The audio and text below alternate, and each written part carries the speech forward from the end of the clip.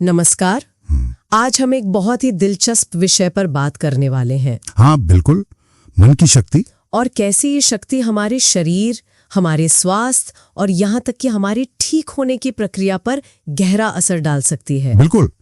हमारे पास एक किताब है how to use your healing power, जिसके कुछ हिस्सों पर हम आज गौर करेंगे। हाँ, और समझने की कोशिश करेंगे कि भाई ये जो हमारे विचार हैं, हमारे विश्वास हैं, भावनाएं हैं, क्या ये वाकई हमारी सेहत को कंट्रोल कर सकते हैं, और अगर हाँ तो कैसे। ये सदियों पुरानी बहस है, पर अब विज्ञान भी इसमें कूद पड़ा है, तो ये जानना बहुत जरूरी है। सही कहा। तो कहाँ से शुरू करें? शायद अवचेतन मन से। हाँ, वो सही रहेगा। देखो, स्रोत कहता है कि हमारा अवचेतन मन हमारे शरीर के करीब करीब 95% काम अपने आप संभालता है। 95%? मतलब जैसे सांस लेना, दिल का धड़कना, पाचन, यहाँ तक कि हमारी बीमारियों से लड़ने की ताकत, इम्यूनिटी। ओह, तो हम ज्यादातर वक्त ऑटो पायलट पर ही हैं। बिल्कुल।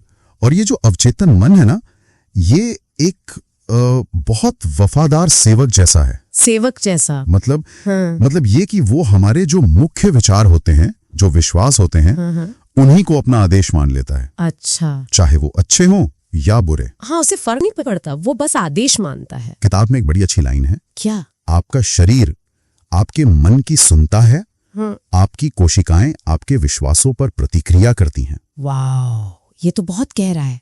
मतलब हमारे विचार बीजों की तरह हैं। हाँ बिल्कुल। सेहत के विचार बोओगे तो सेहत उगेगी, बीमारी के डर के विचार बोओगे तो कमजोरी आएगी। ओह, तो इसका मतलब ये हुआ कि जो लोग लगातार चिंता करते हैं या डरते हैं या गुस्से में रहते हैं, वो सिर्फ बुरा महसूस नहीं कर रहे, वो असल में अपने शरीर को नुकसान पहुंचा रहे हैं। निश्चित रूप से। देखो, ये नकारात्मक भावनाएं शरीर में स्ट्रेस हार्मोन छोड़ती हैं। कॉर्टिसोल का नाम सुना होगा। हाँ, कॉर्टिसोल, स्ट्रेस हार्मोन। बिल्कुल। और अगर ये हार्मोन लगातार बढ़े रहें तो वो हमारी इम्यून सिस्टम को दबा देते हैं, कमजोर कर देते हैं। तो मतलब शरीर ठीक से लड़ नहीं पाता बीमारियों से, और हीलिंग भी धीमी हो जाती होगी। एग्जैक्टली। ये भावनाएं सिर्फ भावनाएं नहीं है, ये शरीर के लिए एक तरह के जहर की तरह काम कर सकती हैं। बाप रे, ये तो खतरनाक है। तो पहला कदम क्या है? कैसे पता चले कि हम ऐसा कर रहे हैं? पहला कदम है जागरूकता। ध्यान देना कि आपके मन में चल क्या रहा है, वो अंदर की आवाज क्या कह रही है। जैसे मैं कभी ठीक नहीं हो पाऊंगा या मुझसे नहीं होगा। हाँ बिल्कुल, इस तरह की नकारात्मक बातें, इनको पहचानना बहुत जरूरी है। ठीक है, मान लिया, पहचान लिया, लेकिन ये तो एक आदत जैसी बन जाती है। इससे निकलें कैसे? स्रोत क्या कहता है? हाँ, आदत बन जाती है, लेकिन बदली भी जा सकती है। स्रोत कुछ सकारात्मक तकनीकें बताता है। अच्छा, जैसे? पहली है सोच को बदलना। जैसे ही कोई नेगेटिव विचार आए, उसे तुरंत रोको और उसकी जगह एक सकारात्मक पुष्टि, मतलब एक अफर्मेशन डालो। उदाहरण के लिए, मान लो विचार आया, मैं ठीक नहीं हो रहा, तो उसे बदलकर सोचो, मेरा शरीर हर पल, हर सेकंड खुद को ठीक कर रहा है। और इसे दोहराना है। हाँ, बार बार दोहराव बहुत जरूरी है, ताकि ये बात अवचेतन मन तक पहुंच जाए। ठीक है, ये हुई पहली तकनीक। और क्या है? विजुअलाइजेशन, मानसिक चित्रण। हाँ, विजुअलाइजेशन, ये भी बहुत शक्तिशाली है। इसका मतलब है अपने मन में खुद को देखना। कैसे? पूरी तरह से स्वस्थ, ऊर्जा से भरपूर, खुश। सिर्फ देखना नहीं, उसे महसूस करना, जैसे वो अभी हो रहा है। हाँ, अवचेतन मन जो है ना, वो स्पष्ट, भावनात्मक और बार बार दोहराई गई मानसिक तस्वीरों पर बहुत मजबूती से प्रतिक्रिया करता है। और तीसरी तकनीक, आभार, ग्रैटिट्यूड। हाँ, आभार सेहत के मामले में कैसे? मतलब किस चीज का आभार? छोटी से छोटी चीज का, जो शरीर में ठीक काम कर रहा है। अपनी सांस के लिए, अपनी आंखों की रोशनी के लिए, अच्छा, अपने पैरों के लिए जो आपको चलाते हैं। जब आप इन चीजों के लिए शुक्रगुजार होते हो, हाँ, तो आपका ध्यान क्या गलत है से हटकर क्या सही है पर जाता है, और ये बदलाव हीलिंग के लिए एक बहुत पॉजिटिव माहौल बनाता है। ये सुनने में तो बहुत अच्छा लग रहा है, और कहीं ना कहीं लगता भी है कि हाँ, ऐसा होता होगा। पर क्या विज्ञान भी मानता है ये सब, ये मन शरीर का कनेक्शन? अरे, अब तो बड़े पैमाने पर मानता है। ये सिर्फ कोई फिलॉसफी या स्पिरिचुअल बात नहीं रही। अच्छा, एक पूरी साइंस है, साइको न्यूरो इम्यूनोलॉजी, PNI कहते हैं शॉर्ट में। साइको न्यूरो इम्यूनोलॉजी, बाप रे, भारी नाम है। हाँ, थोड़ा मुश्किल है, पर यही स्टडी करती है कि हमारे विचार, हमारी भावनाएं कैसे हमारे नर्वस सिस्टम, हमारे हार्मोन्स और हमारे इम्यून सिस्टम इन सब को सीधे सीधे प्रभावित करते हैं। ओह, तो ये सब जुड़े हुए हैं। बिल्कुल जुड़े हुए हैं। और प्लेसिबो इफेक्ट तो इसका जीता जागता सबूत है। हाँ, प्लेसिबो मतलब सिर्फ विश्वास कि कोई दवा काम करेगी और वो असर करने लगती है, भले ही वो शुगर पिल हो। सही कहा। और इसका उल्टा भी होता है, नोसीबो इफेक्ट। नोसीबो मतलब अगर आप मान लो कि कोई चीज आपको बीमार कर देगी तो वो सच में कर सकती है, सिर्फ आपके विश्वास के कारण। अरे बाप रे, तो विश्वास इतना शक्तिशाली है। बिल्कुल। और विज्ञान अब इससे भी गहरे जा रहा है। इससे गहरे कहाँ, मतलब जेनेटिक्स तक? हाँ, एपिजेनेटिक्स। एपिजेनेटिक्स ये क्या चीज है? देखो, आसान भाषा में समझो तो हमारे जीन पत्थर की लकीर नहीं है। हमारे अनुभव, हमारी भावनाएं, हमारे विचार, वो इन जीन्स पर असर डाल सकते हैं। वो तय कर सकते हैं कि कौन सा जीन कितना एक्टिव होगा, जैसे किसी जीन का स्विच ऑन या ऑफ करना या डिम करना। क्या बात कर रहे हैं? हमारे विचार हमारे जीन्स को बदल सकते हैं? बदल नहीं सकते, पर उनके एक्सप्रेशंस को, उनकी अभिव्यक्ति को जरूर प्रभावित कर सकते हैं। समझो कि विचार एक तरह के रासायनिक संदेशवाहक बनाते हैं, न्यूरोपेप्टाइड्स। अच्छा। और ये संदेशवाहक शरीर की हर कोशिका तक पहुंचते हैं और उनसे बात करते हैं। ये तो कमाल ही है। मतलब हम अपनी सेहत के आर्किटेक्ट खुद बन सकते हैं एक तरह से। हाँ, काफी हद तक। और यहीं पे विश्वास यानी फेथ का रोल आता है। विश्वास, फेथ। स्रोत इसके बारे में क्या कहता है? स्रोत कहता है कि विश्वास हीलिंग की नींव है। विश्वास मतलब अनदेखी चीज में यकीन रखना, और ये शक को दूर करता है। शक? हाँ, शक या संदेह ये हीलिंग का सबसे बड़ा दुश्मन है, क्योंकि ये अवचेतन मन को कंफ्यूज कर देता है, उसे मिक्स सिग्नल भेजता है। अच्छा। तो विश्वास को कैसे मजबूत करें? विश्वास एक चुनाव है। इसे आप रोज चुन सकते हैं, एफर्मेशन से, विजुअलाइजेशन से, आभार जताने से, और दूसरों की प्रेरणा देने वाली कहानियां सुनने से। और वो जैसे कि एक्टिंग करने वाली बात, मतलब ऐसे जीना जैसे आप ठीक हो ही चुके हैं। हाँ, वो भी एक तरीका है। जब आप ऐसा व्यवहार करते हो, ऐसा महसूस करते हो जैसे आप पहले से स्वस्थ हो। मुद्दा यह है कि हमारी अंदर की दुनिया, हमारे विचार, हमारे विश्वास, हमारी भावनाएं, ये सिर्फ हमारे मन में नहीं रहती। बिल्कुल नहीं। ये सीधे सीधे हमारे शरीर पर, हमारी सेहत पर असर डाल रही हैं। हमारा अवचेतन मन बस हमारे आदेशों का पालन कर रहा है। बिल्कुल सही समझा आपने। नकारात्मकता एक धीमे जहर की तरह है, जबकि सकारात्मक तकनीकें, एफर्मेशंस, विजुअलाइजेशन, आभार, हाँ, और सबसे बढ़कर अटूट विश्वास, ये सब हीलिंग प्रोसेस में हमारे सबसे ताकतवर साथी बन सकते हैं। और कमाल की बात यह है कि अब विज्ञान भी इस सदियों पुराने ज्ञान की पुष्टि कर रहा है। हाँ, ये सबसे अहम बात है। ये अब सिर्फ कहने की बातें नहीं रही। ये समझ तो किसी के लिए भी अपनी सेहत को देखने का नजरिया ही बदल सकती है ना? बिल्कुल। ये आपको एक लाचार दर्शक की जगह अपनी सेहत की कहानी का लेखक बना सकती है। आप अपनी रिकवरी में ज्यादा एक्टिव रोल ले सकते हैं। हाँ, निष्क्रियता से सक्रिय भागीदारी की ओर एक बड़ा कदम। अपने अंदर की शक्ति को पहचानना और उसे इस्तेमाल करना सीखना। अगर ये सच है, अगर हमारे विचार हमारी शारीरिक हकीकत को इतना बदल सकते हैं, तो आज अभी इसी पल एक सचेत रूप से चुना गया एक सकारात्मक, एक हीलिंग पर फोकस किया हुआ विचार आपकी स्वास्थ्य यात्रा में कितना बड़ा, कितना पॉजिटिव मोड़ ला सकता है। बिल्कुल। ये सब तरीके कैसे हमारी अंदर की जो हीलिंग पावर है उसे जगा सकते हैं। सही बात है। मूल बात यह है कि हमारा मन, हमारे विचार हमारे सेहत को सीधे तौर पर प्रभावित कर सकते हैं। और इन स्रोतों में जो एक बात बार बार उभर कर आ रही है वो है हमारे अवचेतन मन, मतलब सबकॉन्शियस माइंड। अच्छा। साफ तौर पर बताया गया है कि कैसे हमारे जो मानसिक चित्र हैं या जो शब्द हम दोहराते हैं, जिन भावनाओं को हम महसूस करते हैं, वो सब हमारे शरीर की केमिस्ट्री को, उसकी शारीरिक प्रतिक्रियाओं को बदल सकती हैं। हाँ। ये जो मन शरीर का कनेक्शन है, यही इन सारी तकनीकों का बेस है, ऐसा लगता है इन दस्तावेजों को पढ़कर। तो शुरुआत करते हैं कल्पना से, विजुअलाइजेशन से। नोट्स में तरीका तो काफी सीधा बताया है। हाँ। कि शांत जगह पर बैठें, आराम करें और खुद को पूरी तरह स्वस्थ महसूस करें। अपने हर अंग को बिल्कुल ठीक काम करते हुए देखें। पर इसमें एक दिलचस्प बात यह भी है कि सिर्फ देखना काफी नहीं है। स्वस्थ होने की जो खुशी है या जो शांति है, उस भावना को महसूस करना बहुत जरूरी है। बिल्कुल। इसे एक तरह की मानसिक फिल्म या मानसिक रिहर्सल जैसा बताया गया है। रोज अभ्यास, खासकर सुबह शाम। हाँ, और इसके पीछे का जो विज्ञान है, नोट्स उसे भी जोड़ते हैं। वो बताते हैं कि जब हम पूरी शिद्दत से किसी चीज की कल्पना करते हैं तो हमारे मस्तिष्क में वही न्यूरल पाथवे सक्रिय होते हैं। अच्छा। जैसे कि हम सचमुच वो अनुभव कर रहे हों। तो अवचेतन मन जो है वो इन मानसिक छवियों को एक तरह के निर्देश की तरह लेता है और फिर शरीर को उसी दिशा में काम करने के लिए प्रेरित करता है। नोट्स में एक जगह इसे अंदर की फार्मेसी को चालू करने जैसा कहा गया है। ये तो कमाल की बात है। और इसी तरह सकारात्मक पुष्टि या एफर्मेशंस भी काम करते हैं, है ना? हाँ जी।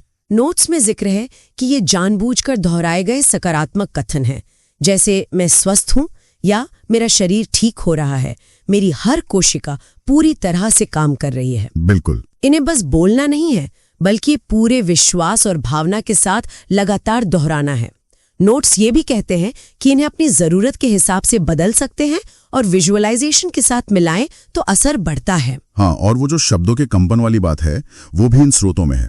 उनका तर्क ये है कि ये सकारात्मक शब्द आपके अवचेतन को हीलिंग के लिए प्रोग्राम करते हैं, जबकि नकारात्मक शब्द जाहिर है उल्टा असर डालते हैं। और यहाँ भी वही बात है, नियमितता और वो भावनात्मक जुड़ाव, वही चीज इन कथनों को महज एक इच्छा से एक मजबूत विश्वास में बदल देती है। सही। एक जगह चेतावनी भी दी है कि अगर आधे अधूरे मन से या बिना भावना के दोहराया तो शायद उतना कारगर ना हो। अच्छा, अब एक और जरूरी पहलू पर आते हैं जिस पर नोट्स काफी जोर देते हैं, वो है हमारी नकारात्मक भावनाएं। हाँ, ये बहुत महत्वपूर्ण है। जैसे गुस्सा, कोई अपराध बोध, डर या किसी के लिए मन में गांठ रखना। नोट्स कहते हैं कि ये भावनाएं शरीर में एक तरह का तनाव पैदा करती हैं। स्ट्रेस? हाँ। और इम्यून सिस्टम को कमजोर करती हैं और हीलिंग प्रोसेस में रुकावट डाल सकती हैं। तो इन्हें पहचानना और जाने देना, लेट गो करना जरूरी बताया गया है। बिल्कुल। नोट्स में इन्हें भावनात्मक जहर जैसा कुछ कहा गया है और इसे साफ करने के तरीके भी सुझाए हैं, जैसे लिखना या ध्यान करना, कोई रचनात्मक काम करना या किसी भरोसेमंद व्यक्ति से बात करना, और खास तौर पर क्षमा या माफी को एक बहुत शक्तिशाली टूल बताया है। हाँ, क्षमा, चाहे दूसरों को माफ करना हो या खुद को। नोट्स के हिसाब से ये सिर्फ कोई नैतिक काम नहीं है, बल्कि भावनात्मक बोझ से मुक्ति पाकर शारीरिक स्वास्थ्य को बेहतर बनाने का एक कदम है। और आखिर में कृतज्ञता का जिक्र भी बहुत प्रमुखता से है। जी, ग्रैटिट्यूड। नोट्स इसे एक अभ्यास की तरह बताते हैं, मतलब अपना ध्यान जो कमी है या जो दर्द है उसे हटाकर उन अच्छी चीजों पर लाना जो जीवन में मौजूद है, चाहे वो कितनी भी छोटी क्यों ना हो। हाँ, चाहे कितनी भी छोटी हो।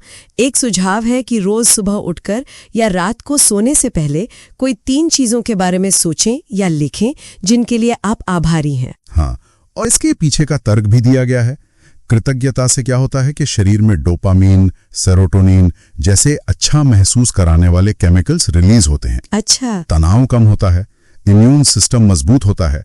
नोट्स इसे कहते हैं उपचार ऊर्जा के साथ अपने विचारों का तालमेल बिठाना। वाह। और मुश्किल समय में भी अगर कृतज्ञता का अभ्यास करें तो वो आपका नजरिया बदल सकता है, जिससे रिकवरी में मदद मिलती है। तो कुल मिलाकर इन सभी स्रोतों से जो तस्वीर उभर रही है वो ये है कि भाई, उपचार सिर्फ बाहरी मदद, दवाइयों या डॉक्टर पर ही निर्भर नहीं है। नहीं, बिल्कुल नहीं। बल्कि ये एक गहरी अंदरूनी प्रक्रिया भी है। हमारे अपने विचार, हमारी कल्पनाएं, हमारे शब्द, हमारे भावनात्मक स्थिति और कृतज्ञता, ये सब मिलकर हमारी सेहत पर सीधा असर डालते हैं। जैसा कि नोट्स में कहा गया है, ये एक सक्रिय भागीदारी है हमारी तरफ से, न कि सिर्फ इंतजार करना कि कुछ बाहर से ठीक करेगा। बिल्कुल सही। और ये सब जानने के बाद एक विचार मन में आता है जो इन नोट्स की मूल भावना से ही जुड़ा है, कि अगर हमारा मन और शरीर इतने गहरे तौर पर जुड़े हुए हैं और हमारे पास ये सब मानसिक साधन मौजूद हैं जिनकी हमने बात की, तो कोई व्यक्ति आज ही अपनी सेहत की बेहतरी की इस यात्रा में सक्रिय रूप से भाग लेने के लिए वो सबसे पहला छोटा लेकिन बिल्कुल ठोस कदम क्या उठा सकता है, जिससे ये जो ज्ञान है, ये जानकारी है, इसे आशा से क्रिया में बदला जा सके। स्रोतों से निकल कर आती है वो है समय का पहलू। सच्ची हीलिंग जो है वो किसी टाइम टेबल में नहीं बन सकती, आप उसे कंट्रोल नहीं कर सकते। इसमें धैर्य चाहिए, मतलब धीरज, विश्वास और एक तरह का क्या कहते हैं समर्पण भाव जरूरी है। हाँ, और ये समझना भी बहुत जरूरी है कि हर एक की यात्रा अलग होती है, बिल्कुल यूनिक। दूसरों से तुलना करना, जैसा स्रोत बताते हैं, वो अक्सर निराशा ही देता है। अपनी बॉडी की समझ, उसकी रफ्तार पर भरोसा करना शायद यही पहला कदम है। तो ये बात सामने आ रही है कि उपचार में जल्दबाजी करना ठीक नहीं है। ये शरीर, मन, आत्मा, इनकी अपनी एक रफ्तार है। तो क्या इसे तेज करने की कोशिश असल में रुकावट डाल सकती है फिर? हाँ, बिल्कुल। धैर्य का मतलब यहाँ सिर्फ इंतजार करना नहीं है, बल्कि ये मानना है कि हर छोटा कदम, हर छोटा सा बदलाव भी मायने रखता है, भले ही बाहर से लगे कि अरे कुछ हो नहीं रहा। और समर्पण हार मानना नहीं है, वो तो बस अंदर की जो खींचतान है, जो स्ट्रगल है, उसे छोड़ देना है। ये मानना कि प्रक्रिया अपने आप सामने आएगी, और इसमें माइंडफुलनेस मतलब वर्तमान में रहना, और कृतज्ञता, आभार जताना। जी, आभार, ये इस भरोसे को और मजबूत करते हैं। ये तो काफी दिलचस्प है। तो इसका मतलब ये हुआ कि असली शक्ति, वो जो हीलर है, वो हम खुद ही हैं। मतलब भारी मदद तो ठीक है, पर असली बदलाव अंदर से ही आएगा। को शरीर के संकेतों को समझना बिना जज किए, ये बहुत जरूरी है। और साथ में आत्म प्रेम, यानी खुद के लिए दया और देखभाल का भाव रखना, और ज्ञान बढ़ाना, ये सब मिलकर हमें सशक्त बनाते हैं। और रोज की छोटी छोटी आदतें भी, जैसे सकारात्मक पुष्टि करना, जिसे एफर्मेशंस कहते हैं, या फिर स्वस्थ होने की कल्पना करना, विजुअलाइजेशन। अच्छा, यानी सक्रिय रूप से खुद को स्वस्थ महसूस करते हुए देखना। बिल्कुल, या फिर स्पष्ट इरादे तय करना, ये सब हीलिंग प्रोसेस को एक तरह से ऊर्जा देते हैं। और इसी से जुड़ी एक और अहम बात है, वो पीड़ित वाली मानसिकता से बाहर आना, विक्टिम मेंटालिटी। हाँ जी, वो सोच कि मैं तो बस हालात का मारा हूं या मारी हूं, इसे छोड़कर माफी को अपनाना, चाहे खुद को माफ करना हो या दूसरों को। ये एक तरह से अटकी हुई नेगेटिव एनर्जी को रिलीज करने जैसा है। उससे शांति और हीलिंग के लिए जगह बनती है। इन स्रोतों में एक और पहलू भी सामने आया है जो थोड़ा चौंकाने वाला लग सकता है, कि जीवन में एक उद्देश्य होने से भी हीलिंग में मदद मिलती है। ये कैसे जुड़ता है? हाँ, ये कनेक्शन बहुत गहरा है। जब जिंदगी में कोई मकसद होता है, कोई दिशा होती है, तो वो जीने की इच्छा को और ठीक होने की इच्छा को भी ताकत देता है। स्रोत बताते हैं कि यह आपको याद दिलाता है कि आपकी कीमत, आपका वजूद, आपकी अभी की मुश्किलों से कहीं ज्यादा बड़ा है। और उद्देश्य का मतलब कोई बहुत बड़ा पहाड़ जैसा लक्ष्य ही हो, ये जरूरी नहीं। अच्छा। हाँ, ये छोटी चीजों में भी मिल सकता है, जैसे अपनी क्रिएटिविटी में, किसी की सेवा करने में, या बस दया का भाव रखने में। ये उद्देश्य जो है वो डर को भी कम करता है। जब पता होता है कि किस लिए जीना है, तो मुश्किलों का सामना करने की हिम्मत अपने आप बढ़ जाती है। ये एक अंदरूनी सहारा बन जाता है। तो अगर ये सब एक अंदरूनी यात्रा है, उद्देश्य से जुड़ी है, तो क्या ये कभी खत्म भी होती है, या ये बस चलता रहता है? स्रोत तो यही इशारा कर रहे हैं कि ये कोई मंजिल नहीं है कि पहुंच गए और रुक गए। ये तो जीवन भर चलने वाला एक सफर है, एक सतत यात्रा।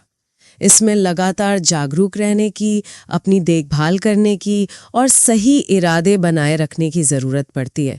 जैसे जैसे ज़िंदगी बदलती है, हमें भी तालमेल बैठाना होता है। अपने शरीर और मन के संकेतों को सुनना बहुत ज़रूरी है।